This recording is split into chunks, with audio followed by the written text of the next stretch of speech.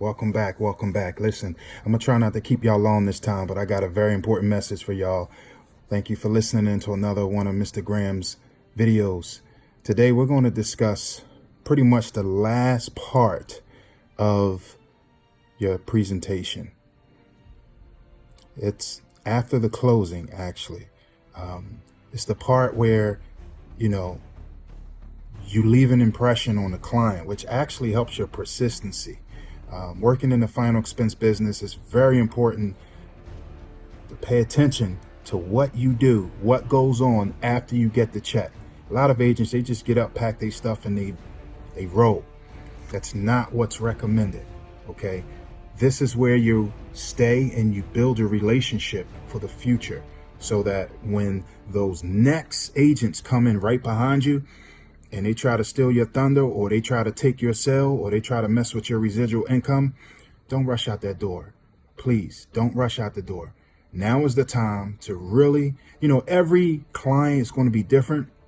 I'm going to play a video of my last client. His name was Deacon Davis. This guy just spit fire. He spit wisdom. He talked about helping others, and when you help when you help others, you're actually helping yourself. He also talked a little bit about knowing what you want in life and standing for something. And he also talked about giving yourself value, and not purchasing something that's value. The biggest thing I got from my buddy Deacon Davis is cheaper is not always better. He knew that the plan he picked with me was not the cheapest, but he knew it was the best. And he knew he didn't get our plan from off the clearance rack. That's why I want y'all to listen up on what Deacon Davis has to say. Give yourself value, and stay off the clearance rack. Stop being cheap. A lot of good information he gave.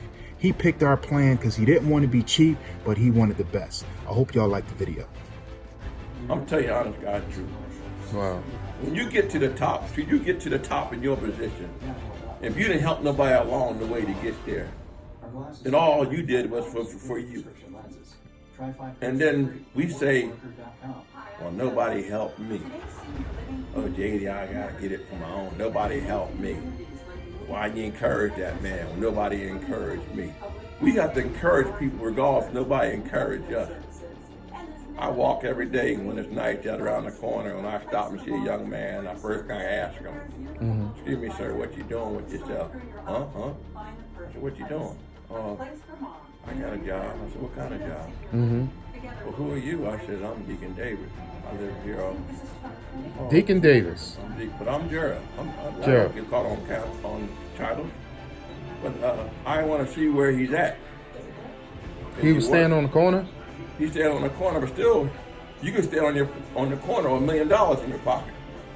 But what I'm saying, I want to see what's his feeling him out, to see if he got any long plans.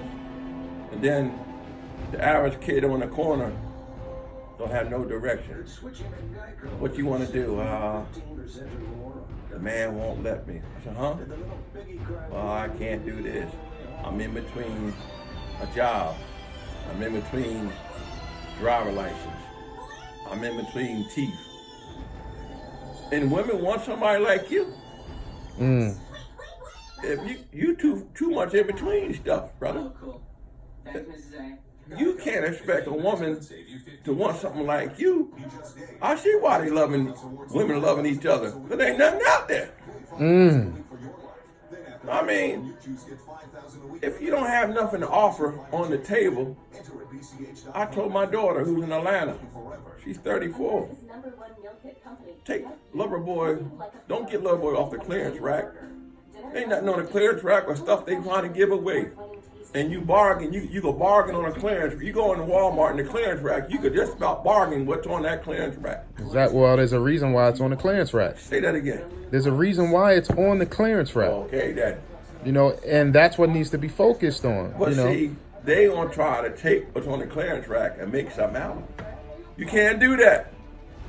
Don't try to make a man, a boy, a man, if you see where he come from. Something of value would never be hanging on the clearance rack. Thank you, sir. So people try to create value with something they purchase from off a clearance rack, but it ain't gonna shine that bright. You know, it's not going to shine brighter. You need a starter for your car, and some guys say, I go to junkyard, I get a starter. What's at the junkyard? Junk. Thank you. Thank you. Trash. Well, ain't nothing worth at the junkyard. Used stuff. Something that may give you a Band-Aid on the situation. Right. I don't want to scream, but I just talk loud because I'm always talking in church all the time. You get what you pay for. Junkyard got nothing but junk. My son one time was going to buy some used tires. That these tires was Tires R Us on 413. If you're in this area, right down the road here. Oh, yes, where they have all the tires piled up. All the tires. Yeah. 2 for $35. Used tires. Used tires. I said, son, where you getting your tires? Oh, Dad, I got 2 for $35. I said, that where you going to get it? She said, yeah. I said, Joan, you know where them tires come from? No, they good tires, Dad. I said, no, son. First of all, most of them tires are junk tires. They come from wrecks or some junkyard or somewhere they going. They heading to the junkyard, but somebody says, let me hustle somebody like my son, whoever else bought them tires. I got a van in the yard, which I can't drive much anymore, but I go get tires, brand new tires, only because I'm carrying people in that van. I got my family in that van. I'm taking people to the airport in that van. If something happened with them tires, and I got them from that Maypop place on 13, is that going to sit well with the people that are in because I didn't have to think enough of them just to get 2 for $35? Wow. Wow, that's a good way to put it. See what I'm saying? Yeah. So what I'm saying to you, sir, I'm not trying to school you. All I'm saying, sometimes we think the easiest way is the right way. Anything worthwhile is going to cost. And cheap is not always better. My wife. Cheap is not always better. My wife said to me, "Hon, you so stuck on name brand and getting stuff worthwhile. Iron, Walmart, Kmart had an iron, $9.95. She bought that iron. 2 weeks later, bought another iron, $9.95. After a while, after the third or fourth iron, I said to her, I said, baby, I said, when you gonna go buy a good iron that can shut off when you walk away from it? And that way you get more out of it than buying 3 or 4 irons that you use that are going to give you nothing substandard work out of iron. You end up buying 4 of them, and you buy a good one, and you can get it'll last long. It'll last you forever. You know, it's all about value. Value. Cheaper is not always better. You know, you spend a couple extra dollars for something that's going to mean more to you, something that's going to be of value. It's going to last you forever. And at the end of the day, when everything is said and done, most of the time, you will be guaranteed that you made the right decision. When you go the cheap route, Thank you. 9 times out of 10, when everything is said and done, you realize you didn't make the right decision and you took what? A shortcut.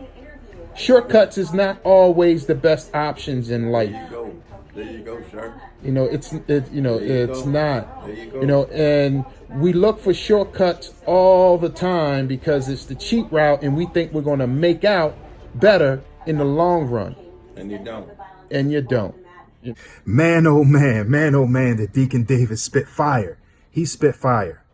I hope y'all took a lot of information from what Deacon Davis said. Listen to your clients. Listen to them, especially at the end. They'll remember. Sometimes all they want is a open ear. That's all they want sometimes after they get the check, and they will remember. They will remember that you listened to them, and you'll be glad that you listened to them as well. Please subscribe to my channel. Thank y'all for listening in. God bless. Good night.